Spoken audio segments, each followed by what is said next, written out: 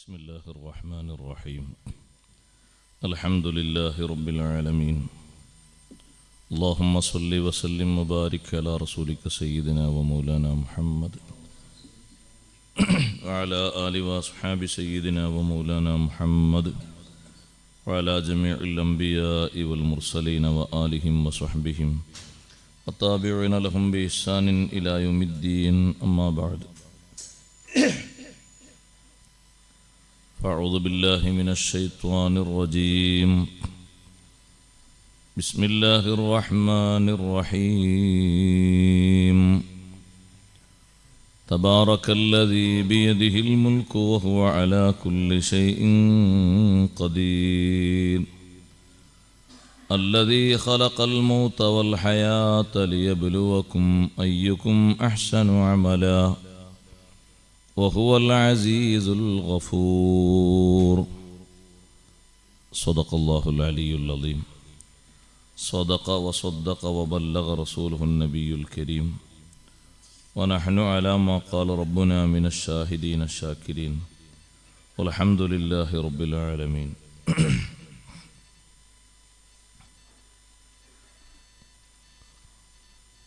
ബഹുമാനമുള്ള സഹോദരങ്ങളെ സഹോദരിമാരെ, പരിശുദ്ധ ഖുർആനിലെ സൂറത്തുൽ മുൽക്ക് തബാറക സൂറത്താണ് നാം ഈ വർഷം തുടക്കം കുറിക്കുന്നത്. കഴിഞ്ഞ ദിവസം തബാറക സൂറത്ത് ഓതുന്നതിൻ്റെ മഹത്വങ്ങൾ നമ്മുടെ ഹയാത്തിലും മൗത്തിൻ്റെ ശേഷമുള്ള ഖബർ ജീവിതത്തിലും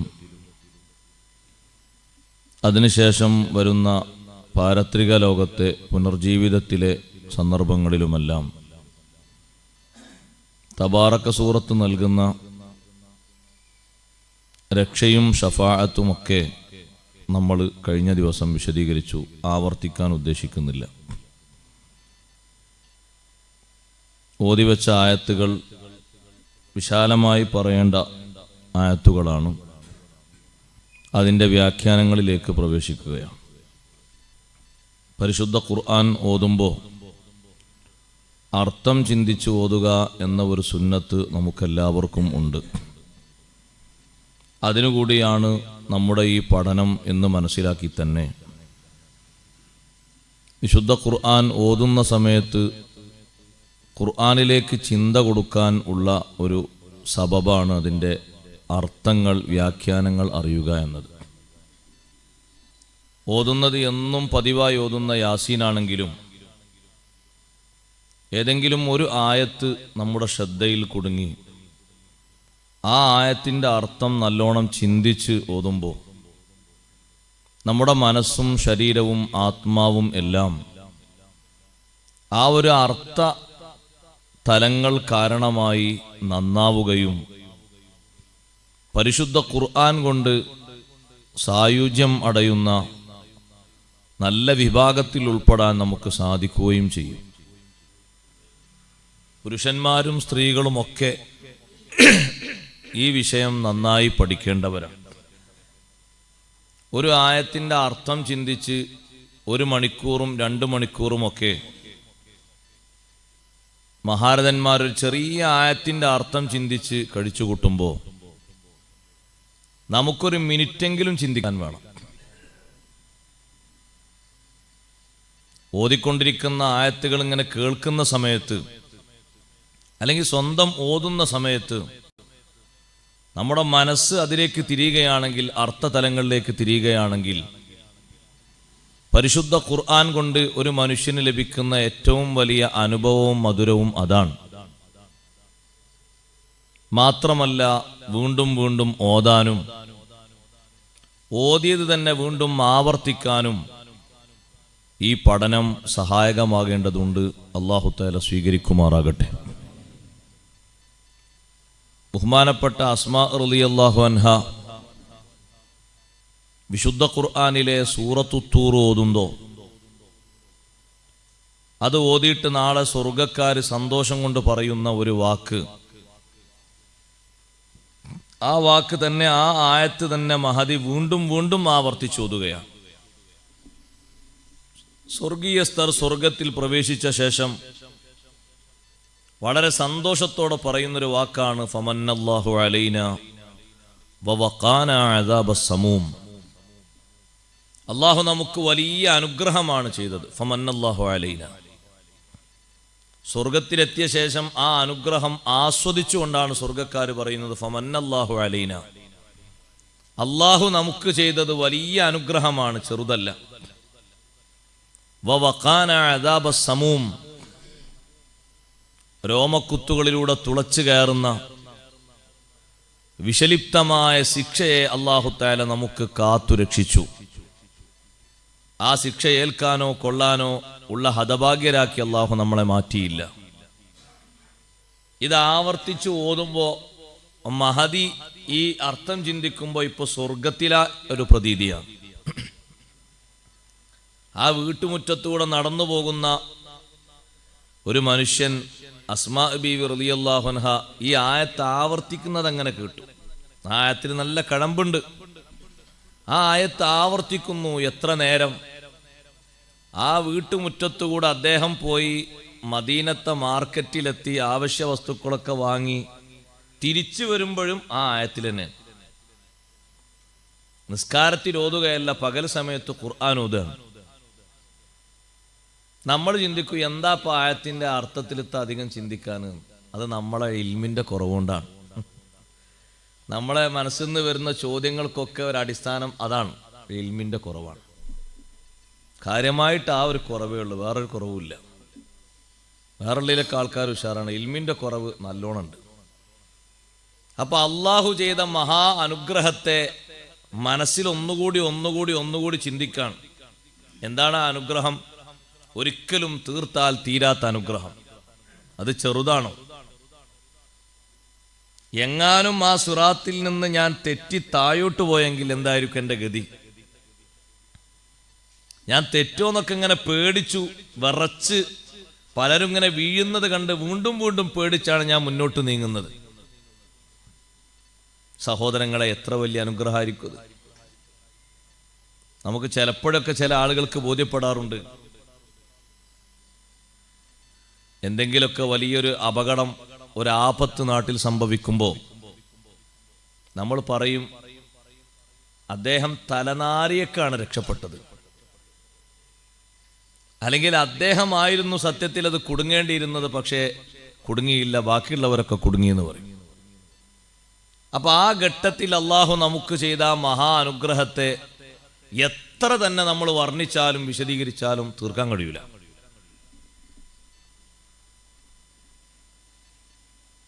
എന്തെങ്കിലും ഒരു ആപത്ത് സങ്കല്പിച്ചു നോക്കുമ്പോൾ അങ്ങനെയല്ലേ മനസ്സിലാകൽ.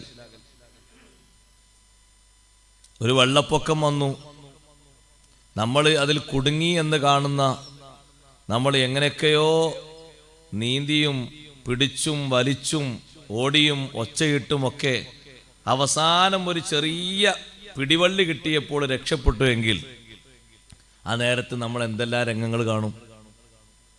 വാവിട്ട് വിളിക്കുന്നത് കാണും, മുങ്ങിപ്പൊങ്ങി നമുക്ക് രക്ഷപ്പെടുത്താൻ കഴിയില്ല എന്നുള്ളക്ക് മുങ്ങിപ്പൊങ്ങി മരിക്കുന്നവരെ കാണും. ആ മരിച്ചു പിടയുന്നവരിൽ നമ്മുടെ ഒരുപക്ഷെ ബന്ധുക്കളും അടുത്തവരും സഹായികളും ഒക്കെ ഉണ്ടാകും. അങ്ങനെയുള്ള ആ ഒരു ഘട്ടത്തിൽ നിന്ന് അല്ലാഹു തആല നമുക്ക് തരുന്ന ആ ഒരു രക്ഷയെ, ആ ഒരു ഗുണത്തെ എങ്ങനെ വർണ്ണിച്ചു തീർക്കാൻ കഴിയും? എന്നാൽ ഇത് സ്വർഗത്തിലേക്ക് പോകുന്ന, ആ സ്വർഗത്തിലെത്തുന്ന ആ സമ്മാനം എന്ന് പറയുന്നത് ഒരു കാലാവധി നിശ്ചയിക്കപ്പെടേണ്ട ഒന്നല്ല. അത്വാഅൻ ഗൈറ മജ്ദൂദ്, പരിധി നിശ്ചയിക്കപ്പെടാത്ത, നിർണയിക്കപ്പെടാത്ത ഒരു ദാനം എന്ന് അല്ലാഹു തആല വിശേഷിപ്പിച്ചിട്ടുണ്ടെങ്കിൽ സ്വർഗീയ സുഖം മാത്രമാണ്.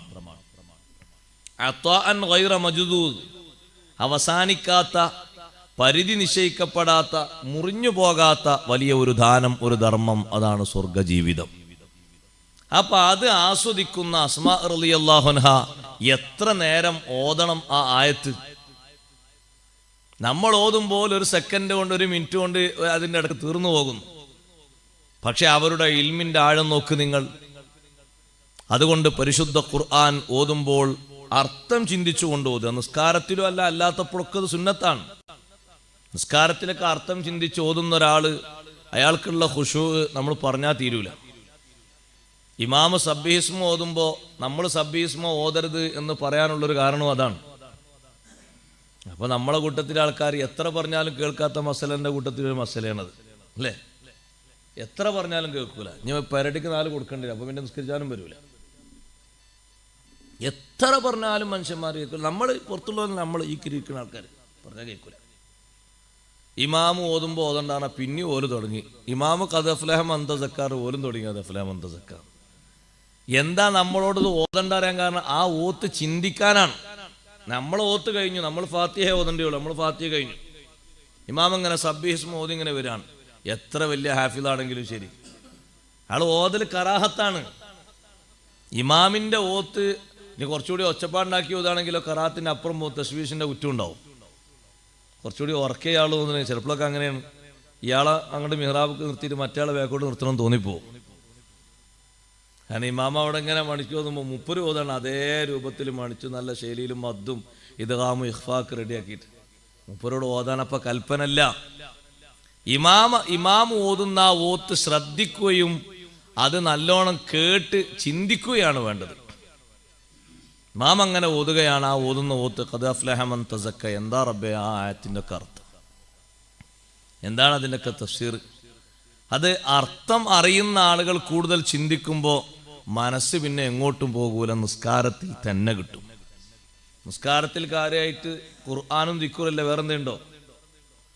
ഖുർആനും ദിക്റും ആണല്ലോ നിസ്കാരത്തിലുള്ളത്. രണ്ടിൻ്റെയും അർത്ഥം പഠിക്കലും സുന്നത്താണ്, ചിന്തിക്കലും സുന്നത്താണ്. പഠിക്കണ്ടേ? നല്ല അത്തഹിയാത്ത് ഓതുന്ന ഒരാൾ ആ അത്തഹിയാത്തുവിൻ്റെ അർത്ഥം ചിന്തിച്ചുകൊണ്ട് അത്തഹിയാത്ത് ഓതണം. അത്തഹിയാത്തുവിൻ്റെ അർത്ഥം എത്രമാത്രം പഠിക്കാനും ചിന്തിക്കാനുണ്ട്. അത്തഹിയാത്തുവിൽ ആദ്യം അഭിവാദ്യം അർപ്പിക്കുന്നത് അള്ളാഹുവിനാണ്. അത് കഴിഞ്ഞാൽ ഏറ്റവും വലിയ അഭിവാദ്യം ലോകത്ത് അർപ്പിക്കേണ്ടത് ഹബീബ് റസൂലുള്ളാഹി സ്വല്ലല്ലാഹു അലൈഹി വസല്ലം തങ്ങൾക്ക്. ആ ഒരു പ്രത്യേകമായ സലാം, അത് ഒരു വേറിട്ട സലാം തന്നെയാണ്. അതങ്ങനെ തന്നെ പറയണം. ഖിതാബായിട്ട് തന്നെ, അഭിമുഖമായിട്ട് തന്നെ ആ സലാം പറയണം. പിന്നെ ലോകത്ത് കഴിഞ്ഞുപോയതും ജീവിച്ചിരിക്കുന്നതുമായ എല്ലാ വിശ്വാസികൾക്ക് വേണ്ടിയും പ്രാർത്ഥിക്കണം. അസ്സലാമു അലൈന വഅലാ ഇബാദില്ലാഹി സ്വാലിഹീൻ. എന്നിട്ട് നമ്മളെ ഈമാനൊന്ന് ഉറപ്പിച്ച് പ്രഖ്യാപിക്കുകയാണ്, അഷ്ഹദു അല്ലാ ഇലാഹ ഇല്ലല്ലാഹ് വ അഷ്ഹദു അന്ന മുഹമ്മദൻ അബ്ദുഹു വറസൂലുഹു. കാരണം ഈ വിഷയങ്ങളിലൊക്കെ ഉൾപ്പെട്ടതാണല്ലോ ഈമാൻ എന്ന് പറയുന്നത്. അള്ളാഹുവിലേക്കുള്ള അഭിവാദ്യം, ഹബീബ് സല്ലല്ലാഹു അലൈഹി വസല്ലം തങ്ങൾക്കുള്ള സലാം, ലോകത്തുള്ള എല്ലാ മുഅ്മിനീങ്ങൾക്കും രക്ഷ കിട്ടണം എന്നുള്ള നല്ല ചിന്ത, ഇതൊക്കെ ഉൾപ്പെട്ടതല്ലേ ഈമാൻ. അതൊന്നുകൂടി പ്രഖ്യാപിക്കുക. പിന്നെയും പ്രത്യേക സ്വലാത്തെല്ലാം, പിന്നെയും ദ്വാരക്കാണ്. നിങ്ങൾ നോക്ക്, അതുകൊണ്ടല്ലേ നിസ്കാരത്തിൽ സുന്നത്ത് നിസ്കാരാണെങ്കിലും ഏത് നിസ്കാരാണെങ്കിലും കാവൽ ചോദിക്കുന്ന പ്രാർത്ഥന ഒഴിവാക്കാൻ പാടില്ലല്ലോ. അല്ലാഹുമ്മ ഇന്നി അഊദു ബിക മിൻ അദാബിൽ ഖബരി, 4 വിഷയം കാവൽ ചോദിക്കുന്നില്ലേ? ഒഴിവാക്കാൻ പാടില്ലല്ലോ. സുന്നത്ത് നിസ്കാരത്തിലും അത് ഒഴിവാക്കൽ കറാഹത്താണ്. നമ്മൾ മഹാമടിയന്മാരല്ലേ? മടിയൻ എന്ന് പേര് എഴുതുകയാണെങ്കിൽ പിന്നാലെ പോയി നിൽക്കാൻ പറ്റുന്നവരാണ് നമ്മൾ. എന്ത് ചെയ്യും? അല്ലാഹുമ്മ സ്വല്ലി അലാ മുഹമ്മദ് എന്ന് കൈ തെറിച്ചോ സലാം വീട്ടിയിട്ടുണ്ടാവും. എപ്പോൾ വീട്ടിൽ ചോദിച്ചാൽ മതി, അത്ര പെട്ടെന്ന് വീട്ടിയിട്ടുണ്ടാവും. എന്തേ ആ ദുആ ഒഴിവാക്കരുത്? ആ ദുആ കനപ്പെട്ടൊരു ദുആണ്. ജീവിതവും ഖബറും ആഖിറവും ഒക്കെ ആയിട്ട് ബന്ധപ്പെട്ടതല്ലേ. അല്ലാഹുമ്മ ഇന്നി അഊദു ബിക മിൻ അദാബിൽ ഖബരി വമിൻ അദാബിൻ നാരി വമിൻ ഫിത്നത്തിൽ മഹ്യായ വൽ മമാത്ത്. ഏതാ ഉൾപ്പെടാത്തത്? വമിൻ ഫിത്നത്തിൽ മസീഹിദ് ദജ്ജാൽ. ഇതൊരു മനുഷ്യൻ അർത്ഥം ചിന്തിച്ചുകൊണ്ട് ദുആർക്കാണെങ്കിൽ ആ ദുആനെ പോരെ, വേറെന്തെങ്കിലും വേണം?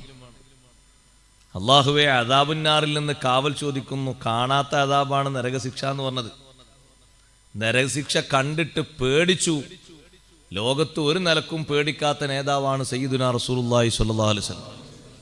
തങ്ങൾ നരകത്തിന്റെ അവസ്ഥ കണ്ട് പേടിച്ചില്ലേ? പള്ളി മിഹ്റാബിൽ, മദീനത്തെ മിഹ്റാബിൽ മുന്നിലായിട്ട് നരകം വെളിവാക്കപ്പെട്ടു. നരകം വെളിവാക്കപ്പെട്ടപ്പോൾ തങ്ങൾ ഈ നിൽക്കുന്ന നൃത്തത്തിൽ നിന്ന് കാല് പിറകോട്ട് വെച്ചു. ആരാ പിറകോട്ട് കാല് വെക്കുന്നത്? നിങ്ങൾ നോക്ക്. സ്വഹാബത്തൊക്കെ ഓടിപ്പോയിട്ടും ഹുനൈൻ യുദ്ധത്തിൽ 1 ഒറ്റക്കാണ് വാഹനത്തിന്റെ മുകളിൽ നബി സല്ലല്ലാഹു അലൈഹി വസല്ലം തങ്ങളുള്ളത്. 1 ഒറ്റക്കാണ്. 1 ശത്രുക്കളൊക്കെ ഇരച്ചു വേറുന്ന സമയത്ത് ഒരു സ്വഹാബിയെയും അള്ളാഹുവിൻ്റെ ഹബീബ് സഹായത്തിന് വിളിച്ചിട്ടില്ല, ഒരൊറ്റ കുട്ടിയെയും വിളിച്ചിട്ടില്ല. ശത്രുക്കൾ പറഞ്ഞത് ഇത് നല്ലൊരു ചാൻസാണ്, ഇനി ഇങ്ങനത്തെ ചാൻസ് കിട്ടൂല എന്നാണ്. കാരണം ബദർ പോലെ യുഹദ് പോലെയല്ല, അവിടൊക്കെ തങ്ങൾ നേതൃത്വം നൽകിയിരിക്കാൻ. ഹുനൈനിൽ അങ്ങനെയല്ല, ഹുനൈനിൽ തങ്ങൾ യുദ്ധത്തിൽ ശരിക്കും സംബന്ധിച്ചിട്ടുണ്ട്. അപ്പോൾ തങ്ങൾ ഒറ്റയ്ക്കൊരു വാഹനപ്പുറത്താണ്, സ്വഹാബത്തൊക്കെ ചിന്നിച്ചിതറി ഓടിപ്പോയി. അടുത്തെങ്ങാനും ആരില്ല. ദൂരത്തുള്ളവരൊക്കെ പറയുന്നുണ്ട് നബി സല്ലല്ലാഹു അലൈഹി വസല്ലം തങ്ങളെ നോക്കണം എന്ന് പറയുന്നുണ്ട്. ഒറ്റയ്ക്ക് തങ്ങളങ്ങനെ നിൽക്കുമ്പോൾ ഇതൊരു രംഗമാണ്, ഒരു ചാൻസ് ആണെന്ന് കരുതി മുന്നോട്ട് നിൽക്കുന്നവരോട് എത്ര ധൈര്യത്തോടെ തങ്ങൾ പറഞ്ഞത്. എന്നാ നിങ്ങളൊന്ന് നോക്കി, അനബിനു അബ്ദുൽ മുത്തലിബ് അനൻ നബിയ്യു ലാ കദിബ്, ഞാൻ നബിയാണ്. നിങ്ങൾക്ക് വല്ല സംശയം ഉണ്ടെങ്കിൽ വന്നോളി, ഞാൻ അബ്ദുൽ മുത്തലിബിൻ്റെ മോനാണ്. സർവ്വസായുധരായ അബ്രഹത്തും കൂട്ടരും വന്നിട്ട് ഒരു ഇഞ്ച് പേടിക്കാത്ത ആളാണ് അബ്ദുൽ മുത്തലിബിൻ്റെ മോനാണ് ഞാൻ. ആരെങ്കിലും അടുത്ത് വന്നോ? എന്തെങ്കിലും ചെയ്യാൻ ഉദ്ദേശിച്ച് അടുത്തേക്ക് വന്നോ? ആ വാഹനത്തിന് പോലും പരിക്കേൽപ്പിച്ചു. ഇത്രയും ധൈര്യമുള്ള ഹബീബ് റസൂലുള്ളാഹി സ്വല്ലല്ലാഹു അലൈഹി വസല്ലം നിസ്കാരത്തിൽ നിന്ന കാല് ബേക്കോട്ട് വെച്ചത് സ്വഹാബത്ത് കണ്ടപ്പോൾ, നബിയെ കാല് ബേക്കോട്ട് വെച്ച രംഗം കണ്ടല്ലോ. ഉരിളത്ത് അലയ്യന്നാറു ആനിഫൻ, നരകത്തെ എനിക്ക് അല്ലാഹു തആല ഇപ്പോൾ വെളിവാക്കി തന്നു. ഞാൻ ഈ നിൽക്കുന്ന മിഹ്റാബിന്റെ മുന്നിൽ പച്ചയായ നരകത്തിന്റെ ആ ഒരു അവസ്ഥ എനിക്ക് കാണിച്ചു തന്നു. പേടിച്ചുപോയി. ആരാ സഹോദരങ്ങളെ നരകം കണ്ട് പേടിക്കാത്തത്? നരകം കാക്കുന്ന മലക്കിനെ കണ്ടപ്പോഴാണ് നബി സല്ലല്ലാഹു അലൈഹി വസല്ലം തങ്ങൾ പറഞ്ഞത്, ഇങ്ങനത്തെ ഒരു പടപ്പിനെ ആദ്യമായിട്ട് കാണാണ്. നരകം കാക്കുന്ന മലക്ക്, ആ മലക്കിൻ്റെ ആ നൃത്തം കണ്ടപ്പോൾ നബി സല്ലല്ലാഹു അലൈഹി വസല്ലം തങ്ങൾ വല്ലാതെ പേടിച്ചുപോയി. ഏതായാലും ആരെ കണ്ടാലും ഒന്ന് ഇങ്ങോട്ട് ഇനി തിരിച്ചടിയൊന്നും വേണ്ടാന്ന് നിൽക്കൊരു സലാമാണല്ലോ പറയല്. സലാം പറഞ്ഞപ്പോൾ സലാം മടക്കി തങ്ങളൊന്ന് ചിരിച്ചു നോക്കി. സുബ്ഹാനല്ലാഹ്, ചിരിച്ചപ്പോൾ തിരിച്ച് ചിരിച്ചില്ല, ഒരിക്കലും തിരിച്ച് ചിരിച്ചില്ല. അപ്പൊ തങ്ങൾക്ക് കൂടുതൽ ഖൗഫായി. ആ ഒരു പേടിയോടുകൂടെ നിൽക്കുമ്പോഴാണ് ജിബ്രീൽ അലൈഹിസ്സലാമിനോട് ചോദിക്കുന്നത്, ഇതാരായി നിൽക്കുന്ന ആള്?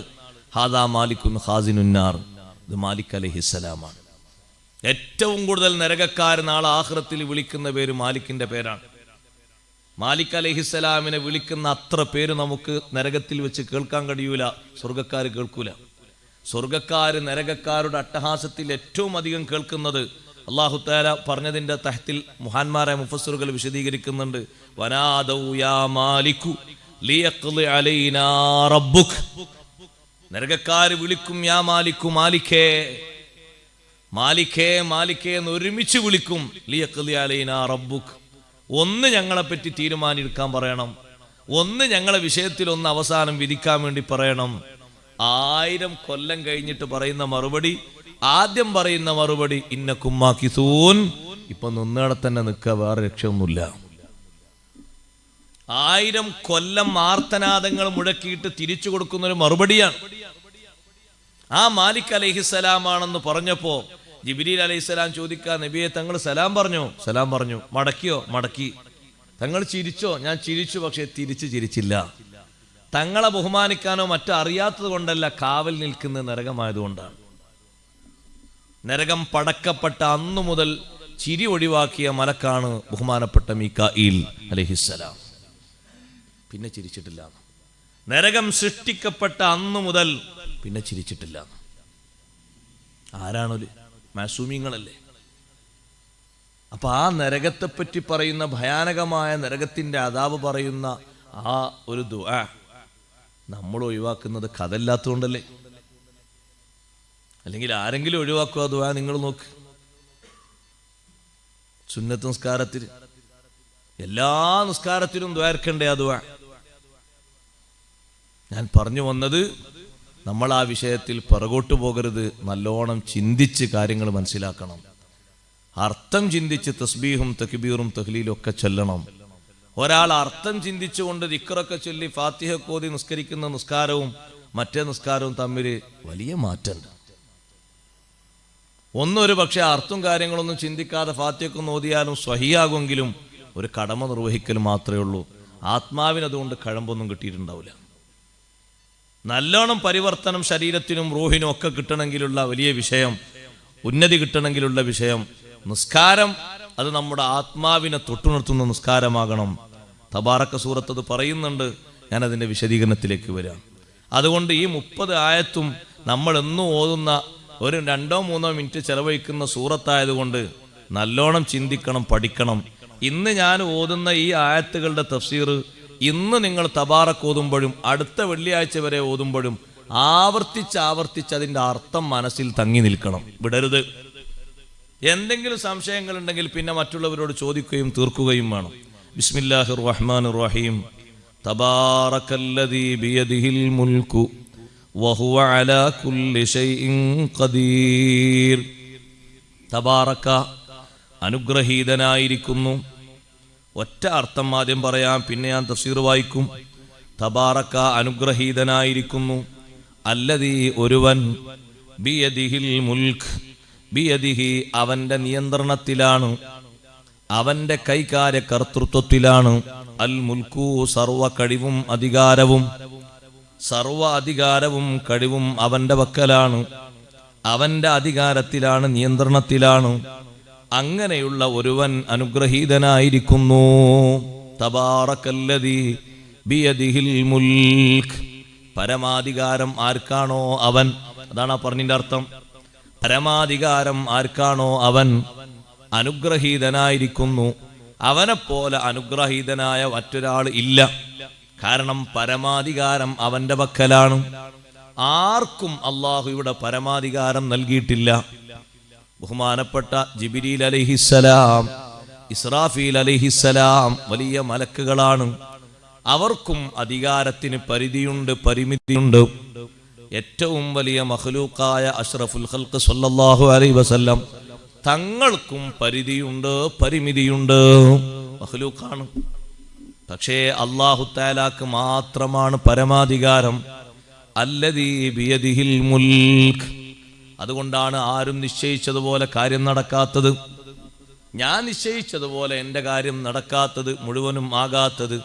പരമാധികാരം എനിക്കല്ല, യജമാനനായ റബ്ബിനാണ്. നിങ്ങൾ എന്ത് തന്നെ തീരുമാനിച്ചാലും നിശ്ചയിച്ചാലും കറക്റ്റ് അതുപോലെ നടത്താൻ കഴിയില്ല. കാരണം നിങ്ങളിൽ ആർക്കും, നമ്മിൽ ആർക്കും പരമാധികാരം ഇല്ല. പരമാധികാരം അള്ളാഹുവിന് മാത്രമാണ്. നിശ്ചയിച്ചുറപ്പിച്ചു പോയ വിഷയങ്ങൾ തിരുത്തേണ്ടി വരൂലേ? എത്ര ആവേശത്തോടെയാണ്, എത്ര സന്തോഷത്തോടെയാണ് ഉംറ നിർവഹിക്കാൻ സ്വഹാബത്ത് പോയത്. ഹുദൈബിയയിൽ അവരെ തടഞ്ഞപ്പോൾ ഉമർ റളിയല്ലാഹു അൻഹുവിന് വന്ന ഒരാത്മീയമായ രോഷം. ഉമർ റളിയല്ലാഹു അൻഹു ചോദിക്കാണ്, നബിയെ നമ്മൾ ഹക്കിന്റെ മാർഗത്തിലല്ലേ, എന്തിനാ കുറഞ്ഞു കൊടുക്കുന്നത്? ഉമറെ, ഞാൻ അള്ളാഹുവിന്റെ റസൂലാണ്, ഇത് അള്ളാഹുവിന്റെ തീരുമാനമാണ്.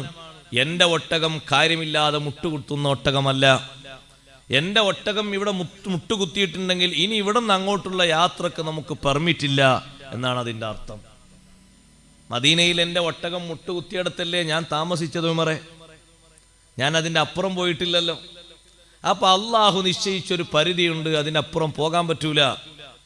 റളിയല്ലാഹുവിന് പിന്നെ ഇങ്ങനെ നടന്ന് ഇതൊന്ന് ചാൻസ് ഒന്ന് മാറിക്കിട്ടണം, ഒന്ന് മക്കത്ത് പോകണം എന്നുള്ള ആ ഒരു ആത്മീയമായ ആവേശം കൊണ്ട് റളിയല്ലാഹുവിന് അബൂബക്കർ സിദ്ദീഖ് റളിയല്ലാഹുവിനോട് ഇതിലൊരു റെക്കമെൻഡ് നടത്താൻ വേണ്ടി പറഞ്ഞപ്പോൾ സിദ്ദീഖ് റളിയല്ലാഹുവിന് ഉടനടി പറഞ്ഞു, മറേ നബി സല്ലല്ലാഹു അലൈഹി വസല്ലം എന്താ പറഞ്ഞത്, ഞാൻ അവിടെയാണ്, അപ്പുറം ഇല്ല. ഇന്ന് നമ്മൾ പോകണ്ടെന്നാണോ അള്ളാഹുവിന്റെ തീരുമാനം? അങ്ങനെ തന്നെ. ഉമർ റളിയല്ലാഹുവിനെ ഒന്നിങ്ങനെ നോക്കി അബൂബക്കർ സിദ്ദീഖ് റളിയല്ലാഹുവിനെ, അങ്ങനെ തന്നെ തീരുമാനം, മാറ്റൊന്നുമില്ല. അത് ആരാന്നാ ഉമറെ നിങ്ങൾ കരുതിയത്? ഇന്നഹു റസൂലുള്ളാഹി സ്വല്ലല്ലാഹു അലൈഹി വസല്ലം, അള്ളാഹുവിന്റെ റസൂലാണ്. അവിടുന്ന് ഹക്കല്ലാതെ പറയില്ലല്ലോ, നമ്മളത് അംഗീകരിക്കണം. ഉമർ റളിയല്ലാഹുവിനെ ഒരാണ് കുറച്ചെങ്കിലും എൻ്റെ മനസ്സിനെ തണുപ്പിച്ചതും ആശ്വസിപ്പിച്ചതും ആ വാക്കാണ്. സിദ്ദീഖ് റളിയല്ലാഹുവിന്റെ ഒരു പ്രതികരണമാണ്. എല്ലാവരും നിശ്ചയിച്ചത് മക്കത്തെത്താനല്ലേ, പക്ഷെ അള്ളാഹു തആല നിശ്ചയിച്ചത് ഇപ്പോൾ വേണ്ട, തിരിച്ചു പോകാനാണ്. അതിൽ വലിയ ഖൈറുണ്ട്, ഒരുപാട് ഖൈറിനത് വിശദീകരിച്ചാൽ തീരൂല. ഏറ്റവും വലിയ ഫത്ഹിന് കാരണമായത് ആ തിരിച്ചുപോക്കാണ്. ഹുദൈബിയ എന്ന് പറയുന്ന, അതുകൊണ്ടാണ് അബൂ സുഫിയാൻ പറഞ്ഞത്, ഹുദൈബിയന്റെ അക്കൊല്ലാണ് അബൂ സുഫിയാനെ ഹിറക്കൽ ചക്രവർത്തി വിളിച്ചത് 6-ാം കൊല്ലം. അബൂ സുഫിയാൻ പറഞ്ഞു, ഞങ്ങളും മൂപ്പരും തമ്മിൽ ഇപ്പോൾ ഒരു കരാറിലാണ്, പക്ഷെ ഞങ്ങളെ ഭാഗത്ത് കുറെ അപാകത ഉണ്ടെങ്കിലും മൂപ്പര ഭാഗത്ത്, ഹബീബ് സല്ലല്ലാഹു അലൈഹി വസല്ലം ഞങ്ങളെ ഭാഗത്ത് ആ കരാറിൽ യാതൊരു വിഘ്നവും വരുത്തിയിട്ടില്ല. ഞങ്ങൾ കുറെ ബാക്കിലാണ്. ഞങ്ങളും പിന്നെ നബിതങ്ങളും ഇപ്പോൾ ഒരു കരാറിലാണുള്ളത്. ആ കരാറിൽ എഴുതി വെച്ച വിഷയങ്ങൾ പൂർണ്ണാർത്ഥത്തിൽ അവിടുന്ന് പാലിച്ചിട്ടുണ്ട്. അതുകൊണ്ട് നബിയാകാൻ ഉറപ്പിക്കാൻ പറ്റുന്നൊരു വിഷയമാണ്. ഹിറക്കൽ ചക്രവർത്തി പറഞ്ഞു, അങ്ങനെ തന്നെ നബിമാര് ഓരൊരു വിഷയം തീരുമാനിച്ചൊരു കരാർ എഴുതിയാൽ അതിനപ്പുറപ്പുറം പോകില്ല, റെഡിക്ക് നിൽക്കും. ഞങ്ങളും അവരും തമ്മിലുള്ള ആ കരാറിൽ ഞങ്ങൾ ഒരുപാട് പേച്ചിട്ടുണ്ട്, പക്ഷെ അവിടുന്ന് ഇങ്ങോട്ടൊന്നും സംഭവിച്ചിട്ടില്ല. ഈ ഹുദൈബിയ കരാർ കഴിഞ്ഞ ഉടനെ ഏറ്റവും പ്രതിസന്ധി ആയത് എന്താണ്? അബൂജന്തൽ എന്ന് പറയുന്ന സ്വഹാബിയുടെ വരവാണ്. അബൂജന്തൽ എങ്ങനെ വരുന്നത്? ചെങ്ങല എത്രണ്ണ ശരീരത്തിലുള്ളത്? ഓരോ കൈയിനും ഓരോ കാലിനും ഓരോ കാതിനും ഓരോ മൂക്കിന്റെ ഓട്ടക്കും ഓരോ ചെങ്ങലയാണ്. ചെങ്ങലയിൽ വലിച്ചിട്ട് ആ ചെങ്ങലയുടെ പിന്നാലെ നിന്ന് വലിക്കുകയും അടിക്കുകയും ചെയ്യുന്ന രൂപത്തിൽ അബൂജന്തൽ വരുമ്പോൾ കണ്ടു നിൽക്കുന്ന നബി സല്ലല്ലാഹു അലൈഹി വസല്ലം തങ്ങൾ പറയുന്നത്, അബൂജന്തലെ, നീ വിശ്വസിച്ചിട്ടുണ്ട്, ശരിയാണ്, നീ നമ്മൾ വിശ്വസിച്ചിട്ടുണ്ട്, ശരിയാണ്, പക്ഷേ ഇപ്പോൾ നീ തിരിച്ചു മക്കയിലേക്ക് പോകണം. എഴുതി വെച്ച കരാർ അങ്ങനെയാണ്. നബിയെ, വീണ്ടും എന്നെ ശിക്ഷ ഏൽക്കാൻ വേണ്ടി വിടുകയാണോ? നിന്നെ ശിക്ഷിക്കണമെന്ന് എനിക്ക് തീരുമാനമില്ല, അങ്ങനെ ആഗ്രഹമില്ല. അള്ളാഹുവിന്റെ നിശ്ചയം അതാണെങ്കിൽ നടക്കട്ടെ. തിരിച്ചു വരാൻ പറ്റിയില്ലെങ്കിൽ നമുക്ക് ആഖിറത്തിൽ ഒരുമിച്ച് കൂടാം. അബൂജന്തലെ, പോകണം. സ്വഹാബത്തൊക്കെ ആ രംഗം കണ്ട് പലരും കരഞ്ഞുപോയി. നിങ്ങൾ നോക്ക്, നബി സല്ലല്ലാഹു അലൈഹി വസല്ലം നിങ്ങൾ ആ നിശ്ചയിച്ച ആ കരാറിൽ തങ്ങൾ നിന്ന നൃത്തം. പിൽക്കാലത്ത് സ്വഹാബത്ത് പറയുന്നുണ്ട്, എപ്പോഴെങ്കിലൊക്കെ ഒരു കരാറിന് ഭേദഗതി വരണമെങ്കിൽ അബൂജന്തൽ വന്ന ആ ദിവസം വരേണ്ടിയിരുന്നു. അബൂജന്തലിന്റെ ആ ശിക്ഷ കൊണ്ട് ആ ഒരു നേരത്ത് എന്തെങ്കിലുമൊക്കെ അതിൽ ഇളവ് വരുത്തണമെന്നുണ്ടെങ്കിൽ അന്ന് വരുത്തേണ്ടിയിരുന്നു. അബൂജന്തലിന്റെ പിന്നാലെ ആളുകളുണ്ട്. എഴുതി വെച്ച കരാറിൽ എങ്ങനെ തീരുമാനം എടുക്കും നോക്കാൻ അവർ വന്നത്. തിരിച്ചു മക്കയിലേക്ക് തന്നെ വിട്ടു. അബൂജന്തൽ എന്ന് പറയുന്ന ആ സ്വഹാബിയുടെ ഈമാൻ നല്ല ആരുറപ്പ് പോലെ കൽബിലും ശരീരത്തിലും ശരിക്കങ്ങോട്ട് കുത്തിയിറക്കാൻ, അത് ശരിക്കങ്ങോട്ട് അള്ളിപ്പിടിക്കാൻ ആ നബിതങ്ങൾ ആ വാക്ക് വലിയ സഹായകമായി. പിൽക്കാലത്ത് അബൂജന്തൽ എന്ന് പറയുന്ന സ്വഹാബി പറയാണ്, ഞാനങ്ങനെ ആലോചിച്ചു പോയി. സ്വഹാബത്തിന്റെ അടുത്തേക്കും നബിതങ്ങളുടെ അടുത്തേക്കും ഞാൻ വന്നപ്പോൾ ഞാൻ ഉറപ്പിച്ചതാണ്, ഈ രംഗം കണ്ടിട്ട് എന്നെ തിരിച്ചു വിടൂല. പക്ഷേ ഒരു പേപ്പറിൽ എഴുതി വെച്ച ഒരു കരാറാണെങ്കിലും അത് അല്ലാഹു തആലാനെ മുൻനിർത്തി എഴുതിയതല്ലേ. അത് എഴുതിയത് ഒരു മുശ്രിക്കീങ്ങളോടാണെങ്കിലും എഴുതിയത് കരാറല്ലേ. അത് പാലിക്കണമെന്ന അർത്ഥത്തിൽ എത്രയാണ് നബി സല്ലല്ലാഹു അലൈഹി വസല്ലം ശ്രമിച്ചത്. അതുകൊണ്ട് സഹോദരങ്ങളെ, ഹുദൈബിയയിലെത്തിയിട്ട് ഉംറക്ക് ഇഹ്റാം ചെയ്തു പോയ ആളുകൾ മുടിയൊക്കെ വെട്ടി ബലിമൃഗത്തെ അറുത്ത് തിരിച്ചു പോന്നു. ഹജ്ജാജ് ഇബ്നു യൂസുഫ് നാട് ഭരിക്കുന്ന സമയത്ത് മദീനത്തുനിന്ന് മക്കത്തേക്ക് പോകാൻ, ഹജ്ജിന് പോകാൻ ഒരുങ്ങിയപ്പോൾ അബ്ദുല്ലാഹി ഇബ്നു ഉമർ റളിയല്ലാഹുവിന്റെ അടുത്ത് വന്ന് കുടുംബക്കാർ പറഞ്ഞു, നിങ്ങൾ പോകരുത്. കാരണം ഹജ്ജാജിനെ എന്നും എതിർക്കുന്ന ആളാണ് ഇബ്നു ഉമർ റളിയല്ലാഹു അൻഹു. ഭരണത്തെ എതിർക്കാൻ കാരണം ഭരണം പോരാത്തോണ്ടാണ്. ഇസ്ലാമിന്റെ പല വിഷയങ്ങളിലും അദ്ദേഹത്തിന്റെ ഭരണത്തിന് എതിർപ്പുണ്ട്. അതുകൊണ്ട് നിങ്ങൾ രാജാവിനെ എതിർക്കുന്ന ആളാണ്, നിങ്ങൾ പോയാൽ തിരിച്ചു വരാൻ കഴിയൂല, മക്കത്തേക്ക് നിങ്ങൾ എത്തോ സംശയമാണ്. ഇബ്നു ഉമർ റളിയല്ലാഹു അൻഹുയുടെ മറുപടി, അതിനെനിക്കൊരു വിഷമവുമില്ല, കാരണം ഹുദൈബിയയിൽ പങ്കെടുത്ത ആളാണ് ഞാൻ. ഹുദൈബിയയിൽ പങ്കെടുത്ത ആളാണ്. അപ്പൊ എന്നെ മക്കത്തേക്ക് പോകാൻ അനുവദിക്കുന്നില്ലെങ്കിൽ ഹുദൈബിയയിൽ എന്ത് ചെയ്തു അങ്ങനെ ചെയ്യും. ഞാൻ എൻ്റെ ഇഹ്റാമിൽ നിന്ന് തഹല്ലുലാകും, കൊണ്ടുപോകുന്ന വലിമൃഗത്തെ ഹദിയാക്കി അറുക്കും, ഞാൻ മുടി കളയും, തിരിച്ചു പോരും. അല്ല, അവിടെ എത്താൻ അള്ളാഹു എനിക്ക് തൗഫീക്ക് തരുന്നുണ്ടോ, ഞാൻ എവിടെ എത്തി, എന്നെ കൊണ്ട് അള്ളാഹു ഏൽപ്പിച്ച കർമ്മങ്ങളൊക്കെ ചെയ്ത് തിരിച്ചു വരും. അതുകൊണ്ട് ഈ വർഷം തന്നെ പോകണമെന്ന് ചോദിച്ചപ്പോൾ ഈ വർഷം തന്നെ പോകണം, ഞാൻ അങ്ങനെ ഉദ്ദേശിക്കുന്നത്. ഇബ്നു ഉമർ റളിയല്ലാഹു അൻഹു പോയി സുഗമമായ ഹജ്ജും ഉംറയും ചെയ്ത് തിരിച്ചു വന്നു. സഹോദരങ്ങളെ, നിങ്ങൾ നോക്ക്, അല്ലാഹു തആലാന്റെ അധികാരം അങ്ങനല്ലേ. അത് നമ്മൾ നിശ്ചയിക്കും പോലെ അല്ലല്ലോ. അതാണ് അല്ലദീ ബിയദിഹിൽ മുൽക്ക്, അള്ളാഹുവിന്റെ നിയന്ത്രണത്തിലാണ് അൽ മുൽക്കു, പരമാധികാരം, പരമമായ കഴിവ്, സർവ്വ കഴിവും സർവ്വ അധികാരവും അള്ളാഹുവിന്റെ നിയന്ത്രണത്തിലാണ്. ആ അല്ലാഹു തആല അനുഗ്രഹീതനായിരിക്കുന്നു. എന്താണ് അള്ളാഹു അനുഗ്രഹീതനായി എന്ന് പറഞ്ഞതിന്റെ അർത്ഥം? ഇത്രയും അധികാരമുള്ള അല്ലാഹു തആല അനുഗ്രഹീതനായി എന്ന് പറഞ്ഞതിന്റെ അർത്ഥം എന്താണ്?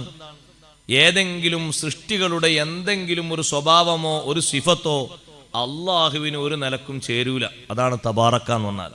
തബാറക്കക്ക് ജലാലൈനി കൊടുത്ത അർത്ഥം തനസ്സഹ അൻ സിഫാത്തിൽ മുഹ്ദിസീൻ, സൃഷ്ടികളുടെ രൂപഭാവങ്ങളിൽ നിന്ന് അല്ലാഹു തആല പരിശുദ്ധനായിരിക്കുന്നു.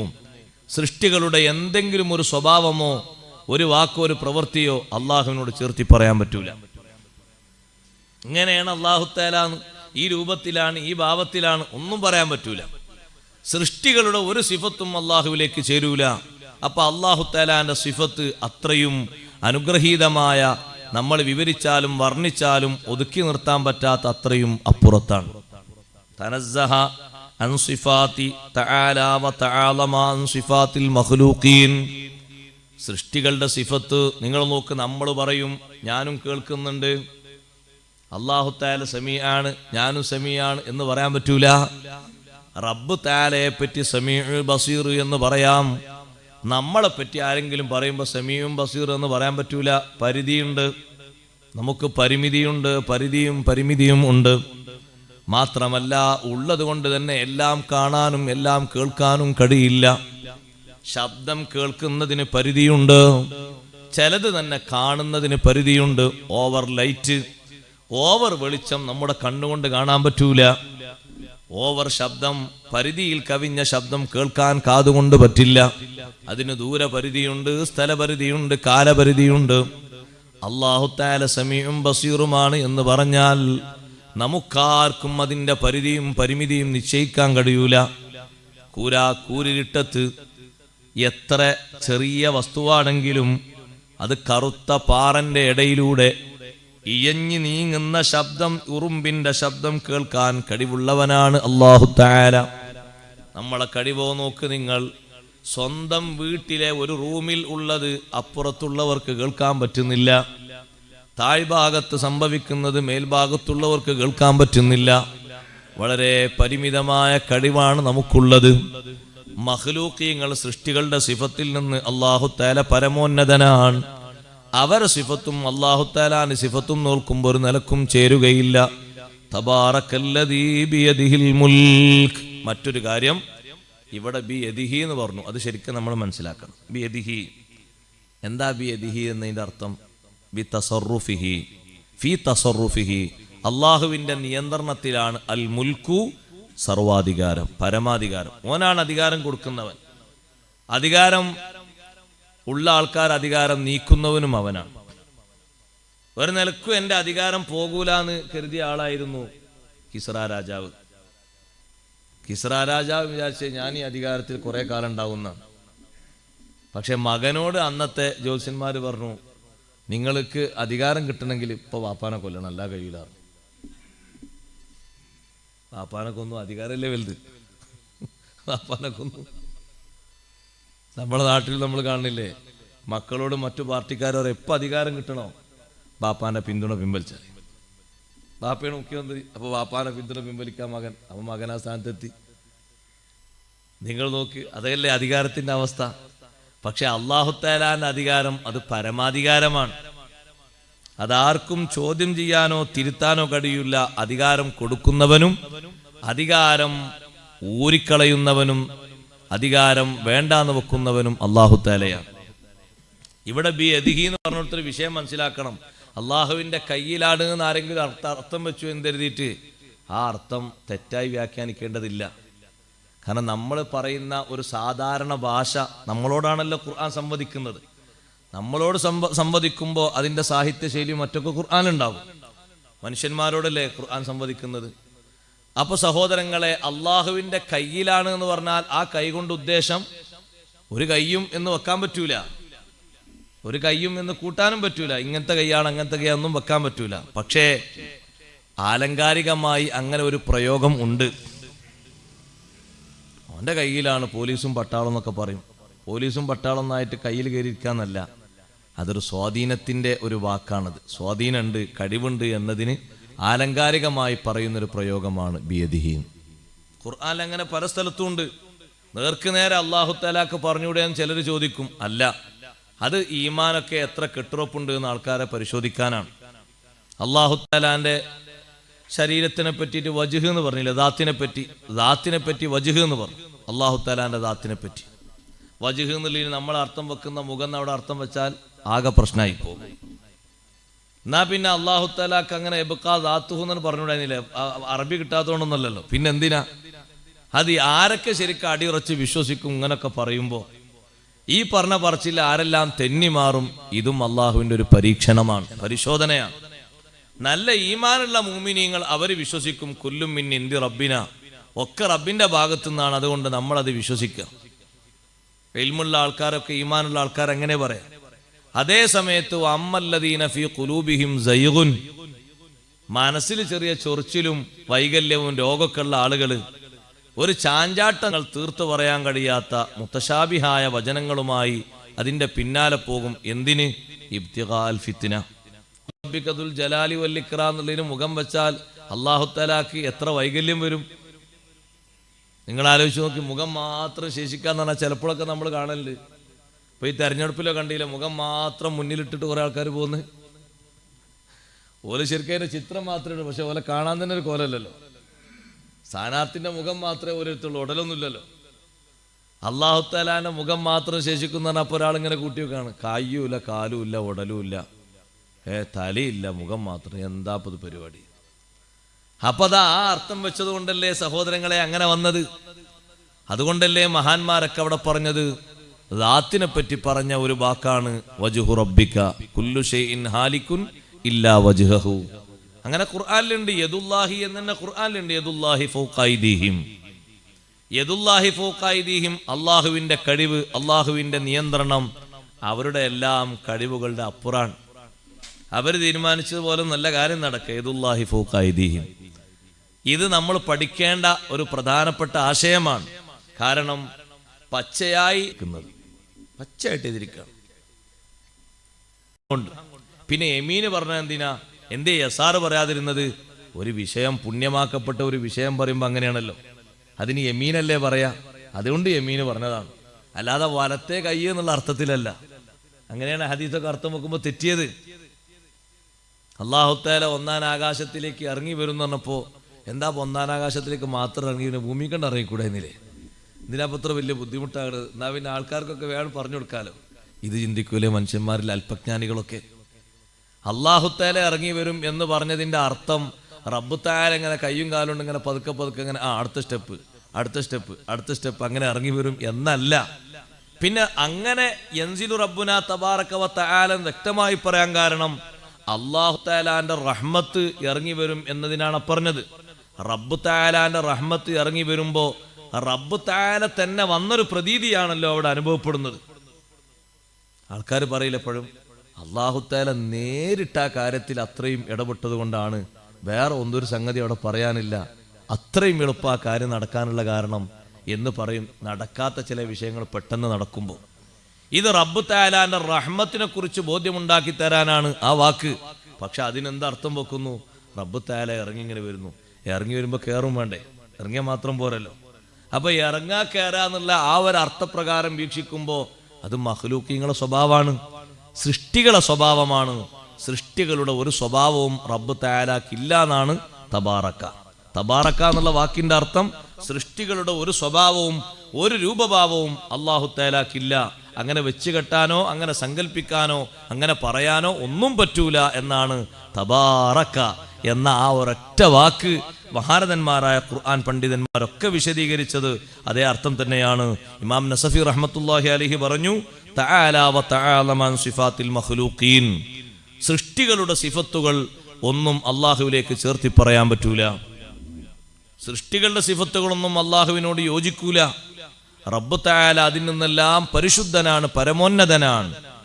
ആ അല്ലാഹു തആലാക്കുള്ള വലിയ ഖുദ്റത്താണ് ഇവിടെ പറഞ്ഞത്. അല്ലദീ ബിയദിഹിൽ മുൽക്ക്, അല്ലാഹു തആലാന്റെ നിയന്ത്രണത്തിലാണ് സർവ അധികാരവും സർവ കഴിവും. അവന്റെ നിയന്ത്രണത്തിലാണ് സർവാധികാരവും സർവ കഴിവും. അതുകൊണ്ട് പരമാധികാരിയായ റബ്ബാണ് തീരുമാനിക്കുന്നത് ആര് ഇവിടെ ഭരിക്കും ആര് ഭരിക്കൂല, എത്ര കാലം ഭരിക്കും എത്ര കാലം ഭരിക്കുകയില്ല, അത് തീരുമാനിക്കുന്ന അല്ലാഹു തആല. 5 കൊല്ലം മുഖ്യമന്ത്രി ആകുമെന്ന് പറഞ്ഞ ഒരാൾ മുഖ്യമന്ത്രിയായിട്ട് എത്ര ദിവസം തേച്ച്? നിങ്ങൾ കേരള ചരിത്രം കൂടി മറന്നോ? എത്ര ദിവസം? 14. ഏറ്റവും ചുരുങ്ങിയ ദിവസം കേരളത്തിൽ ഒരാൾ മുഖ്യമന്ത്രി ആയില്ലേ? അപ്പൊ അതിന്റെ മുമ്പുള്ള പ്രചരണത്തിലും പറയുന്നത് 5 കൊല്ലം തേക്കുന്നതിനല്ലേ? തേക്കൂല, നിശ്ചയിച്ച് പറയാൻ കഴിയൂല. അല്ലദീ ബിയദിഹിൽ മുൽക്ക്, ബാപ്പൊക്കെ ഒരു ഏകദേശം ഒരു 80 വയസ്സൊക്കെ ജീവിച്ചിരുന്നു. അപ്പം നമ്മളൊരു 75 കൂട്ടുക എവിടുക്കാ നിശ്ചയിക്കുന്നത് നമ്മൾ? ബാപ്പ 80 വയസ്സ് ജീവിച്ചിരുന്നു. ഇന്നിപ്പോൾ ഒരാൾ ഒരു ഒരു ഒരു രാഷ്ട്രീയ പ്രമുഖനായ നേതാവ് 101 പിറന്നാളാണ്. നമ്മളത് വായിച്ചു നോക്കുമ്പോൾ നമ്മളിങ്ങനെ ചിന്തിക്കും, 101, ഓ എന്താല്ലേ ദീർഘായുസ്, നമുക്ക് അത്രയൊന്നും വേണ്ട, ഒരു 80 കിട്ടിയാൽ മതി. നടക്കുമോ? നമ്മളെ തീരുമാനം പോലെ നടക്കുമോ? ഒരു പക്ഷേ 80 ജീവിച്ചു എന്ന് പറയുന്ന ആ ഉപ്പയുടെ ആയുസിൻ്റെ പകുതി പോലും ഈ പറയുന്ന ആൾ കിട്ടിയില്ല എന്ന് വരൂലേ? ചിലപ്പോൾ അതിലപ്പുറം പോവുകയും ചെയ്യും. ബാപ്പ ജീവിച്ചത് 80, മകനൊരു 10 കൂടി അള്ളാഹുത്തല കൊടുത്ത് 90 അങ്ങനെയും വരാലോ. മക്കളൊക്കെ അങ്ങനെ ഒരു വർഷം കൂടി തികയാതെ എത്ര വഫാത്തായിപ്പോയി. ബാപ്പാരും ഇല്ലാപ്പാരും എത്ര കാലം നിലനിന്നു പോയി. ഏതർത്ഥത്തിലും വരാം. കാരണം നിശ്ചയം നമ്മളെ കയ്യിലല്ലല്ലോ, അള്ളാഹുത്താലാന്റെ പക്കലല്ലേ, അള്ളാഹുത്താലാന്റെ നിയന്ത്രണത്തിലല്ലേ അധികാരം മുഴുവനും. അല്ലദീ ബിയദിഹിൽ മുൽക്ക്, എല്ലാറ്റിൻ്റെയും അധികാരം അങ്ങനെയല്ലേ സഹോദരങ്ങളെ. സൃഷ്ടികൾ തീരുമാനിക്കും പോലെ അല്ലല്ലോ കാര്യങ്ങളൊന്നും നടക്കുന്നത്. അത് ഉറച്ച് അള്ളാഹുത്താലാനെ പറ്റിയുള്ള ആ ഒരു വിശ്വാസം ഉറപ്പിക്കലാണ് തബാറക്കയിലെ 1-ാമത്തെ ആയത്തുകൊണ്ട് ഇവിടെ മഹാന്മാരായ ഖുർആൻ പണ്ഡിതന്മാർ ഉദ്ദേശിച്ച് നമ്മളെ പഠിപ്പിക്കുന്നത്. വഹുവ അലാ കുല്ലി ഷൈഇൻ ഖദീർ, അള്ളാഹുത്താല എല്ലാറ്റിനും കഴിവുള്ളവനാണ്. എല്ലാ തരം കഴിവുകൾക്കും കഴിവുള്ള ഒരേ ഒരുവൻ അള്ളാഹുത്താലയാണ്. ഒരാളെ ശിക്ഷിക്കാനും രക്ഷപ്പെടുത്താനും അതുപോലെ തന്നെ ഇല്ലാത്ത കഴിവുകൾ കൊടുക്കാനും ഉള്ള കഴിവുകൾ പിൻവലിപ്പിക്കാനും ഒക്കെ അള്ളാഹുത്താല കഴിവുണ്ട്. വലിയ കഴിവല്ലേ അള്ളാഹുത്താലാന്റെ കഴിവ്. അള്ളാഹുവല്ലേ കഴിവ് കൊടുക്കുന്നത്. നല്ല ആരോഗ്യത്തോടെ നടന്ന ഒരാളെ ഒരു കുഴപ്പമില്ല, എത്ര പെട്ടെന്നാണ് അയാൾ രോഗിയായി മാറുന്നത്. രോഗിയായി ഇനി ഒരു നിലക്കും അയാൾ തിരിച്ചു വരൂല എന്ന് കണ്ട ആൾക്ക് എത്ര പെട്ടെന്നാണ് അള്ളാഹു ശിഫ കൊടുക്കുന്നത്. ക്യാൻസർ ബാധിച്ച് രോമങ്ങളൊക്കെ കൊഴിഞ്ഞു പോയ ഒരാളെ ഞാൻ കണ്ടിട്ടുണ്ട്. അദ്ദേഹം ഒരു മുസ്ലിയാരാണ്. അയാളെ കാണാൻ വേണ്ടി പോയപ്പോൾ ആദ്യം ഇങ്ങനെ കണ്ടപ്പോൾ പേടിച്ചു പോയി. കാരണം പുരികം വരെ ഇല്ല, ഒക്കെ പോയി. ശരീരത്തിൽ നെഞ്ചിൻ്റെ ഭാഗത്തൊക്കെ നല്ല രോമങ്ങളുള്ള, നല്ല ശരീരത്തിൻ്റെ സൗന്ദര്യം മറ്റൊക്കെ ഉള്ള ഈ മനുഷ്യൻ കുപ്പായ അയച്ചിട്ട് കിടക്കുമ്പോൾ ഒരു രോമൊന്നും മുളക്കാത്തൊരു കുട്ടി കിടക്കും പോലെ ഉണ്ട്. എല്ലാം കൊഴിഞ്ഞു പോയി. ഈ മരുന്നിൻ്റെ ഈ എഫക്റ്റ് കൊണ്ട് ഒക്കെ പോയിട്ടുണ്ട്. സഹോദരങ്ങളെ, കയ്യിലുള്ള രോമം വരെ മുഴുവനും, ഒരു രോമവുമില്ല. തലയിലൊക്കെ തല ഇങ്ങനെ മുണ്ടനം ചെയ്ത് നിൽക്കല്ലേ സദാസമയത്തും. കാണുന്നവർക്ക് തന്നെ വലിയ പേടിയല്ലേ, എന്താ പോയി കിടക്കുന്നത്. 5 കൊല്ലം കഴിഞ്ഞ് പിന്നെ ആളെ കണ്ടപ്പോൾ അതാ അയാൾ നല്ല കറുത്ത താടിയൊക്കെ വെച്ച് നല്ല ഉഷാറിൽ തലയിലൊക്കെ നല്ല മുടിയൊക്കെ വെച്ച് അയാളൊരു സദസ്സിലെത്തി. ഞാൻ പിന്നെ ആളെങ്ങനെ നോക്കി. എനിക്ക് സംശയമായിട്ട് ഞാൻ ചോദിച്ചത് മറ്റേ ആളല്ലേ, അയാളെന്നെ. അയാളെ രോഗമൊന്നും മാറൂല എന്ന അവസ്ഥ കരുതിയിരുന്നു. ആരാ കരുതുക? ഓഹോ അലാ കുല്ലി ഷൈഇൻ ഖദീർ. ആർക്കാ പറയാൻ പറ്റുക? കഴിവുള്ളവൻ അള്ളാഹുവല്ലേ. ശിക്ഷിക്കാനും കഴിവുള്ളവൻ അള്ളാഹുത്താലയാണ്, രക്ഷിക്കാനും കഴിവുള്ളവൻ അള്ളാഹുത്താലയാണ്. മിനൽ മഖ്ദൂറാത്ത്, ഏത് തരം കഴിവും കൊടുക്കാൻ കഴിവുള്ളവൻ അള്ളാഹുത്താലയാണ്. സംസാരിക്കൂല, നിങ്ങളെ കുട്ടി സംസാരിക്കൂല. കാരണം സംസാരിക്കാനുള്ള അവയവങ്ങൾ അതിൻ്റെ ശരീരത്തിലില്ല. സംസാരിപ്പിക്കൂലേ അള്ളാഹുത്താല? കഴിവ് അള്ളാഹുത്താലാൻ്റെ അടുത്തല്ലേ ഉള്ളത്. നടക്കൂല എന്ന് ഒരു പക്ഷേ അവരെ അറിവ് പ്രകാരം അവർ പറഞ്ഞു. ഒരു തെറ്റിക്കാനും പറ്റൂല, ഓല അറിവ് പ്രകാരം പറഞ്ഞാൽ, ഒരു പഠിച്ചറിവനുസരിച്ച്. പക്ഷെ അതിൻ്റെയും അപ്പുറത്തുള്ള കഴിവാണ് അള്ളാഹുത്താലാക്കുള്ളത്. അള്ളാഹുത്താല കൊടുക്കൂലേ. അതുകൊണ്ട് കൊടുക്കാനും അതുപോലെ തന്നെ പിന്തിരിപ്പിക്കാനും കൊടുത്തത് പിൻവലിപ്പിക്കാനും ഒക്കെ വഹുവ അലാ കുല്ലി ഷൈഇൻ ഖദീർ, ഏത് വിധം കഴിവിനും അള്ളാഹുത്താല കഴിവുള്ളവനാണ്. ഇല്ലാത്തവർക്ക് കുറെ നിഅമത്ത് കൊടുക്കാനും ഉള്ള നിഅമത്ത് പിൻവലിപ്പിച്ച് പ്രതിരോധം എന്ന നിലക്ക് ശിക്ഷ കൊടുക്കാനും അള്ളാഹുത്താല കഴിവുള്ളവനാണ്. അള്ളാഹുത്താലാന്റെ വലിയ ഖുദ്റത്തുകളാണ് ഇവിടുന്ന് അങ്ങോട്ട് ആദ്യ ഭാഗത്ത് വിശദീകരിക്കുന്നത് 3-4 ആയത്തുകളിലായിട്ട്.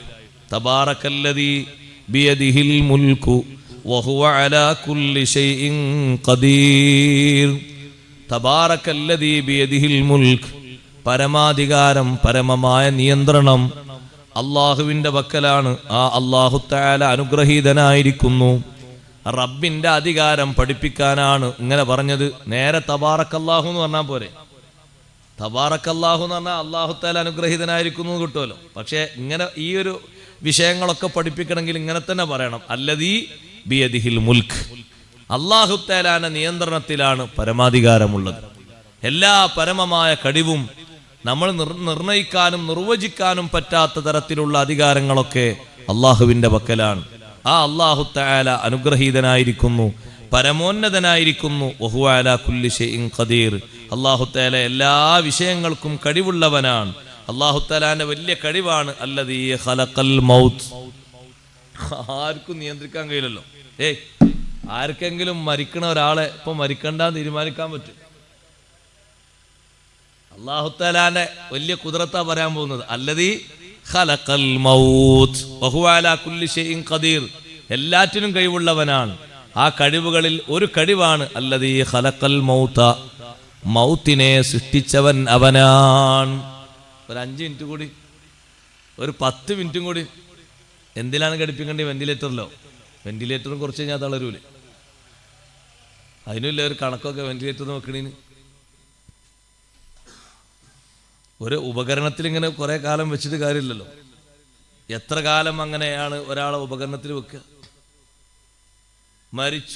മരിക്കൂല എന്ന്, മരിക്കാൻ പാടില്ല എന്നൊക്കെ പലരും ആഗ്രഹിച്ചിരുന്ന ഈ ലോകത്തെ ഭൗതികന്മാരായ പല നേതാക്കളെയും ഒരു മരിച്ചിട്ടില്ല എന്ന് വരുത്തി തീർക്കാനാണ് വലിയ ഇരുത്തിയിട്ട് കബർ വെച്ചത്. ഇരുത്തിയ കബറ കൊടുത്തു. അതുകൊണ്ടാണ് ഈ അടുത്ത് ഒരു വർഷം മുമ്പ് മരണപ്പെട്ടു പോയ വലിയ വിപ്ലവ നേതാവ് എന്നറിയപ്പെടുന്ന ഒരു നേതാവിന് ഖബർ വെച്ചത് ഇരുത്തിയ ഖബറാണ്. ആളെ കൊണ്ടെങ്ങനെ ഇരുത്തി വെച്ചിട്ടാണ്. അയാൾ പിരിഞ്ഞിട്ടില്ല. ബാക്കി അതിനുള്ളിൽ നമ്മൾ നിരീക്ഷിച്ചോളൂ എന്നിട്ട് എന്താ പുറത്ത് തന്നെ നിരീക്ഷിച്ചില്ലേ? അത് കഴിയൂല. മരണം പടച്ചത് അല്ലാഹു തആലയല്ലേ? അല്ലാഹു തആലാന്റെ വലിയൊരു ഖുദ്റത്തല്ലേ? നിങ്ങൾ നോക്ക്. ഈ മരണം പടച്ചു എന്ന കാര്യം ആദ്യം തന്നെ പറയാൻ കാരണം മരണം പറഞ്ഞിട്ട് നമ്മളെ നന്നാക്കാനാണോ? അതെ. ഹബീബ് സല്ലല്ലാഹു അലൈഹി വസല്ലം നിങ്ങൾ പറഞ്ഞു, ലൗലാ സലാസുൻ മാ തഉത ഇബ്നു ആദം റസഹു. 3 വിഷയങ്ങളില്ലെങ്കിൽ മനുഷ്യൻ സുജൂദിലേക്ക് തല കുനിക്കൂല. 3 എന്നുള്ളതുകൊണ്ടാ. 3 കാര്യങ്ങൾ ഈ ദുനിയാവിലില്ലേ, ഒരൊറ്റ മനുഷ്യനും റുക്കൂവിലേക്കും സുജൂദിലേക്കും തല വളക്കൂല. ഒന്ന് അൽ മറദു, രോഗം. മറ്റൊന്ന് വൽ ഫഖ്റു, ദാരിദ്ര്യം. മൂന്നാമത്തെ ഒന്ന് അൽ മൗത്ത്, മരണം. മരിക്കാണ്ടല്ലോ, മരിച്ചു പോകണ്ടേ എന്നുള്ള ആ ഒരു ചിന്തയാണ് സത്യത്തിൽ പ്രേരണയുടെ ഘടകം. അമല് ചെയ്യാനും കർമ്മങ്ങൾ നന്നാക്കാനും ശരിക്കുള്ള പ്രേരണ മൗത്താണ്. അല്ലദീ ഖലഖൽ മൗത വൽ ഹയാത ലിയബ്ലുവകും അയ്യുകും അഹ്സനു അമലാ. മൗത്തിനെ അല്ലാഹു പടച്ചു. മൗത്ത് പറഞ്ഞിട്ടാണല്ലോ ഹയാത്ത് പറഞ്ഞത്. കാരണം മനുഷ്യന്മാരെല്ലാവരും, ജീവികളൊക്കെ ആദ്യം നിർജീവാവസ്ഥയിലാണ്. ഇത് ദുന്യാവിലെ ഹയാത്താണെന്ന് വെക്കുമ്പോഴാണ് മറ്റൊരു ഹയാത്തുണ്ട്. ദുന്യാവിലെ ഹയാത്താണ് ഉദ്ദേശമെങ്കിൽ ആദ്യം നമ്മളാരാണ്? നമ്മളാദ്യം മൗത്തിലാണ്. നമ്മളാദ്യം നിർജീവ വസ്തുവാണ്. അതിന് ഹയാത്തില്ല. മൗത്തായ നിർജീവ വസ്തുവാണ് സഹോദരങ്ങളെ നമ്മളൊക്കെ. പിന്നീടല്ലേ അല്ലാഹു തആല ഹയാത്ത് നൽകിയത്. അത് റബ്ബിന്റെ വലിയ ഖുദ്റത്താണ്. നിർജീവ വസ്തുവിൽ നിന്നാണല്ലോ അല്ലാഹു തആല ഹയാത്തിലേക്ക് കൊണ്ടുവന്നത്. എത്രമാത്രം വലിയ കഴിവാണത്! മനുഷ്യന്മാരെ മാത്രമല്ല മറ്റു ജീവികളുടെയും ഒക്കെ അവസ്ഥ എടുത്തു നോക്കുമ്പോൾ അങ്ങനെയാണ്. നുത്ഫത്ത് എന്ന് പറയുന്നതിന് രൂപങ്ങൾ പ്രാപിച്ച് വരുമ്പോൾ അലഖത്താകുമ്പോഴും അതിന് ജീവനില്ല, രക്തക്കട്ടയാകുമ്പോഴും ജീവനില്ല, മാംസകഷ്ണമാകുമ്പോഴും ജീവനില്ല. രൂപം പ്രാപിച്ച് വന്ന് എത്രയോ താമസമെടുത്ത് അതിന് അല്ലാഹു തആല ജീവൻ നൽകുന്നു. അപ്പൊ അതിൻ്റെ മുമ്പുള്ള അവസ്ഥ മുഴുവനും മൗത്തിന്റെ അവസ്ഥയാണ്. ഈ നമ്മുടെ ഉപ്പമാരുടെയും ഉമ്മമാരുടെയും സുൽബുകളിലും റഹ്മുകളിലും മുതുകളിലും ഗർഭാശയങ്ങളിലുമുള്ള നുത്ഫത്ത്, തുള്ളി. ആ തുള്ളി ഏതവസ്ഥയിലാണ് ആദ്യം നിലനിൽക്കുന്നത്? മൗത്തിന്റെ അവസ്ഥയിലാണ്. പിന്നെയാണ് അള്ളാഹു അതിന് ഹയാത്ത് കൊടുക്കുന്നത്. ഇത് വലിയ ഖുദ്റത്താണ്, വലിയ നിശ്ചയമാണ്. റബ്ബിന്റെ ഖുദ്റത്ത് വലുതാണ് ഒരർത്ഥത്തിൽ അങ്ങനെ പറയുമ്പോൾ. മറ്റൊന്ന് മൗത്തിനെ ആദ്യം പറഞ്ഞ് പിന്നെ ഹയാത്ത് പറയാൻ കാരണം മരണത്തിന്റെ ശേഷമുള്ള ജീവിതമാണ് ഒറിജിനൽ ജീവിതം. അതാണ് ആദ്യം മൗത്ത് പറഞ്ഞത്. ദുനിയാവിൽ കാര്യമായിട്ട് ജീവിതമല്ല പരിഗണിക്കേണ്ടത്. ഏതാ പരിഗണിക്കേണ്ടത്? മൗത്താണ്. മൗത്താ പരിഗണിക്കേണ്ടത്. കാരണം മൗത്തിന്റെ ശേഷം ഒരു ജീവിതമുണ്ട്. ഖലഖൽ മൗത വൽ ഹയാത. മൗത്തിനെയും മൗത്തിന്റെ ശേഷമുള്ള ജീവിതത്തെയും സംവിധാനിച്ചു. മരിക്കണം, മരിച്ചാൽ തീരൂലട്ടോ. തീരൂലെന്നുള്ളതിന് തെളിവ് തബാറക്കാണ്, അല്ലദീ ഖലഖൽ മൗത വൽ ഹയാത്ത. മരിച്ചതുകൊണ്ട് തീരൂല, കാരണം മൗത്തിനെ പറഞ്ഞതിന് ശേഷം ഏത് പറഞ്ഞു? ഹയാത്ത് പറഞ്ഞു. മരണാനന്തര ജീവിതം, മരണവും മരണാനന്തര ജീവിതവും പഠിപ്പിക്കുന്നത് ലിയബ്ലുവക്കും അയ്യുക്കും അഹ്സനു അമല, നിങ്ങളിൽ ഏറ്റവും നല്ല അധ്വാനി, ഏറ്റവും നല്ല നിഷ്കളങ്കൻ, ഏറ്റവും നല്ല നിസ്വാർത്ഥൻ, ഏറ്റവും നല്ല ബുദ്ധിമാൻ, ഏറ്റവും നല്ലവൻ ആരെന്ന് പരിശോധിച്ചറിയാനാണ്. ആ നല്ലവരിൽ അള്ളാഹു നമ്മളെ ചേർത്തി തരട്ടെ. നല്ല കർമ്മം ചെയ്യുന്നവർ ആരാണ്? ഒരു തഫ്സീർ ഇങ്ങനെ വായിക്കാം, അഹ്സനു അമലൻ എന്നതിന് അഖ്ലസഹു വഅസ്വബഹു, ഏറ്റവും ഇഖ്ലാസുള്ള അമല്, ഏറ്റവും ശരിയായ അമല്. അമല് ഹുസ്നുൽ അമലാകണമെങ്കിൽ രണ്ട് കാര്യം വേണം. ഒന്ന് ഇഖ്ലാസ് വേണം. ഇഖ്ലാസ് ഉണ്ടെങ്കിൽ സഹോദരങ്ങളെ, ചെയ്യണ അമലിൽ ഇഖ്ലാസ് ഉണ്ടെങ്കിൽ മഴ പെയ്താലും മുടങ്ങൂല, വെയിലുദിച്ചാലും മുടങ്ങൂല, കാറ്റടിച്ചാലും മുടങ്ങൂല. പുരുഷന്മാർ പോകുന്ന സുബൈൻ്റെ അമത്ത് മുടങ്ങോ? അല്ലെങ്കിൽ ഇഖ്ലാസ് ഇല്ല എന്നതിൻ്റെ അർത്ഥം. എത്ര വലിയ തമ്പരാനാണെങ്കിലും ശരി, ആചാരാണെങ്കിലും ശരി, മൂലയരാണെങ്കിലും ശരി, ഔലിയാണെങ്കിലും ശരി, മഴയാണ് കാറ്റാണ് വീശാൽ മതി. ഓ, കാറ്റൊക്കെ നമ്മളെ മജ്മഅൽ ബാറയിൽ എത്തിയാൽ പിന്നെ നമുക്ക് ഉറക്കം തന്നെ. എന്തേ ഒന്ന് പള്ളി ഒന്ന് മഴ ചെയ്തു, പിന്നെ അള്ളാഹു തആല എന്താ ചെയ്യിച്ചണ്ടേ? മഴ പെയ്താലും കുറ്റം, പെയ്തിട്ടില്ലെങ്കിലും കുറ്റം, വെയിലുദിച്ചാലും കുറ്റം. പടച്ചോൻ എങ്ങനെ റബ്ബർ ബന്ധോലാക്കുക നമ്മളെ മനുഷ്യന്മാർ. ഓ, മഴയോട് മഴ, പള്ളിയൊക്കെ പോകാൻ കഴിഞ്ഞില്ല, മഴ ഇല്ല, ചൂടെടുത്തിട്ടേ സുബൈൻ്റെ കുറച്ച് മുമ്പ് ഉറക്കന്നെ വന്നത്. നേരെ തിരിച്ച് മനുഷ്യൻ പറഞ്ഞൊരു വർത്താനാണ്. ഇനി മഴയും അല്ല വെയിലും അല്ല, നല്ല കുളിർക്കാറ്റെടുത്ത് തണുപ്പ് കൊടുക്കും, ഭയങ്കര തണുപ്പ്, പോതപ്പൊന്നും നീച്ചാൻ തന്നെ കഴിഞ്ഞില്ല. തോറ്റു. ഈ പറയുന്നവരൊക്കെ തോറ്റു. ജയിക്കണമോ അതെല്ലാം അതിജീവിക്കാൻ കഴിയണം. മഴ പ്രശ്നമാകരുത്, വെയില് പ്രശ്നമാകരുത്, തണുപ്പ് പ്രശ്നമാകരുത്, അതെല്ലാം അതിജീവിക്കാൻ കഴിയണം. അങ്ങനെ ജീവിക്കുമ്പോഴാണ് അഖ്ലസഹു, ഇഖ്ലാസുൽ അമല് വരിക. ഇഖ്ലാസുള്ള അമലാണോ സഹോദരങ്ങളെ, അത് മുടങ്ങൂല. എത്ര ലാഭം കിട്ടിയാലും ചെയ്യുന്ന അമല് മുടങ്ങൂല, ചെയ്യുന്നത് ഇഖ്ലാസോടെ ആണെങ്കിൽ ഒരു നിലക്കും മുടങ്ങൂല. അല്ലെങ്കിലൊക്കെ മുടങ്ങും. നമ്മളെ അവസ്ഥക്കനുസരിച്ച്, സാഹചര്യത്തിനനുസരിച്ച് മുടങ്ങും. ചെയ്യുന്നത് ഇഖ്ലാസോടെ ചെയ്യുന്നതാണെങ്കിലും മുടങ്ങൂല. അപ്പോഴാണ് നമ്മൾ അഹ്സനു അമൽ, ഏറ്റവും നല്ല കർമ്മം ചെയ്യുന്നവരാകുക. അതുകൊണ്ടാണ് നമ്മൾ ഇപ്പോൾ റമദാൻ 30 ദിവസം കണ്ടില്ല, നമ്മൾ സത്യത്തിൽ അള്ളാനെ പറ്റിക്കുന്നതിന് പറയാം. ആ 30 ദിവസം എത്ര റെഡിയെന്ന് നമ്മൾ, അല്ലോ അതൊക്കെ കാണുമ്പോൾ, ചിലപ്പോഴൊക്കെ കാണുമ്പോൾ ചിരി വരും. മനുഷ്യന്മാർക്ക് ഇത്ര നേരമൊക്കെ പള്ളിയിലിരിക്കാനുള്ള സുബറോ ആണ് നോക്കാൻ നിങ്ങൾ. കാരണം ഓരോ പള്ള കാലിയാണ്, പള്ള നിറഞ്ഞപ്പോൾ പള്ളി കാലിയായി, പള്ള നിറയാൻ തുടങ്ങിയപ്പോൾ പള്ളി കാലിയില്ലേ, ഒക്കെ കാലിയായി. പള്ളി കാലിയായി എന്ന് മാത്രമല്ല, ഖുർആനോടുള്ള ബന്ധം വരെ പോയി. അന്നൊക്കെ അൽക്കഫ് ഓതിനൊരു കണക്കില്ലായിരുന്നു. റമദാൻ മാസത്തിൽ അൽക്കഫ് വിടാൻ പാടില്ല, 3 ഓതല്ലേ, 3 ഓതണം. നമ്മൾ മുമ്പ് അൽക്കഫിൻ്റെ ക്ലാസ്സിൽ പറഞ്ഞപ്പോൾ നമ്മൾ പറഞ്ഞത്, അള്ളാഹു തൗഫീഖ് നൽകുമാറാകട്ടെ. അതിന് നമ്മൾ സമയം ഇങ്ങനെ കണ്ടെത്തിയിട്ട് ആ സമയം അതിനു വേണ്ടി അങ്ങോട്ട് നിശ്ചയിച്ച് തീരുമാനിച്ച് ചെലവഴിക്കണം. ഇഖ്ലാസോടെ ചെയ്യുകയാണെങ്കിൽ അത് മുടങ്ങൂല. അസ്വബഹു, അഹ്സനു അമലാകാൻ 2 കാര്യം, ചെയ്യുന്നത് ശരിയാകണം, ഇഖ്ലാസോടെ ആകണം. ഫൽ ഖാലിസു അൻ യകൂന ലിവജ്ഹില്ല, ഇഖ്ലാസോടെ ചെയ്യുന്ന അമൽ എന്ന് പറഞ്ഞാൽ അത് അല്ലാഹു തആലാന്റെ പൊരുത്തത്തിന് വേണ്ടി മാത്രമാണ്.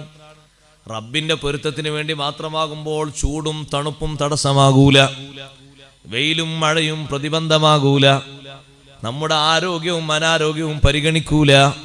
ഹബീബ് റസൂലുള്ളാഹി സ്വല്ലല്ലാഹു അലൈഹി വസല്ലം തങ്ങളുടെ സ്വഹാബ പനി ബാധിച്ച് കട്ടിലിൽ നിന്ന് എഴുന്നേൽക്കാൻ പറ്റാത്തൊരു പരുവം വന്നാലാണ് ജമാഅത്തിന് പോകാതിരുന്നത്. നമ്മൾ പനി വരുന്നുണ്ട് എന്നൊരു കാറ്റിങ്ങനെ സൂചന കിട്ടിയാൽ അങ്ങനെ തോന്നുന്നുണ്ട് പനിക്കുണ്ട്, ഞാൻ ഇപ്പം ഒന്ന് പോണില്ല, തോന്നിയിട്ടേ ഉള്ളൂ, തുടങ്ങിയിട്ടില്ല. അവർ പനിച്ചിട്ട് ഇങ്ങനെ എഴുന്നേൽക്കാൻ പറ്റുന്നില്ല. അങ്ങനത്തെ ഒരു പരുവത്തിലായാൽ അവിടെ ഏറ്റവും വലിയ മുഖ്ലിസായ നേതാവല്ലേ സയ്യിദുനാ റസൂലുള്ളാഹി. അതുകൊണ്ടാണ് തങ്ങൾ ജമാഅത്ത് ആകെ തങ്ങൾക്ക് ജീവിതത്തിൽ ഒഴിവായി പോയത് 13 എത്രണ്ണം? 13. ലാസ്റ്റ് ഘട്ടത്തിൽ തങ്ങൾ ജമാഅത്തിന് വന്നിരുന്നത് 2 തള്ളവരലിങ്ങനെ ഭൂമിയിലൂടെ ഇങ്ങനെ വലിച്ചിട്ടാണ്, കാലിൻ്റെ 2 തള്ളവരൽ.